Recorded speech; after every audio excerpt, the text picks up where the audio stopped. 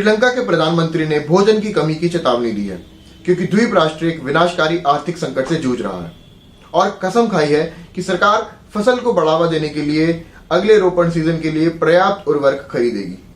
नमस्कार, मैं हूं आभास शर्मा। आप लोग देख रहे हैं प्राइम न्यूज 24। पिछले साल अप्रैल में राष्ट्रपति गोटबाया राजपक्षे द्वारा सभी रासायनिक उर्वरकों पर प्रतिबंध लगने के फैसले से फसल की पैदावार में भारी कटौती हुई और हालांकि सरकार ने प्रतिबंध को उलट दिया, फिर भी कोई बड़ा आयात नहीं हुआ है। प्रधानमंत्री रेनिल विक्रमसिंघे ने देर से ट्विटर पर एक संदेश में कहा, हालांकि मई से अगस्त सीजन के लिए उर्वरक प्राप्त करने का समय नहीं है, पर सितंबर से मार्च सीजन के लिए पर्याप्त स्टॉक सुनिश्चित करने के लिए कदम उठाए जा रहे हैं।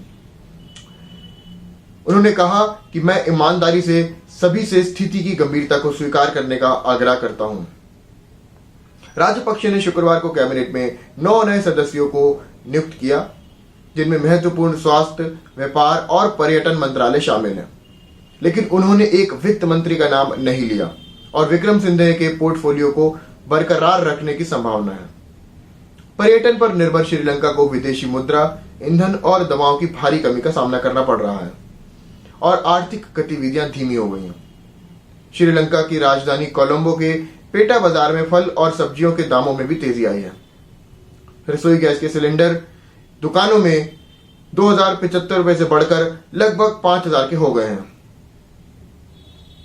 केंद्रीय बैंक के गवर्नर ने गुरुवार को कहा है कि ईंधन और रसोई गैस शिपमेंट के भुगतान के लिए विश्व बैंक के ऋण और प्रेषण से विदेशी मुद्रा सुरक्षित की गई थी, लेकिन आपूर्ति अभी भी जारी है।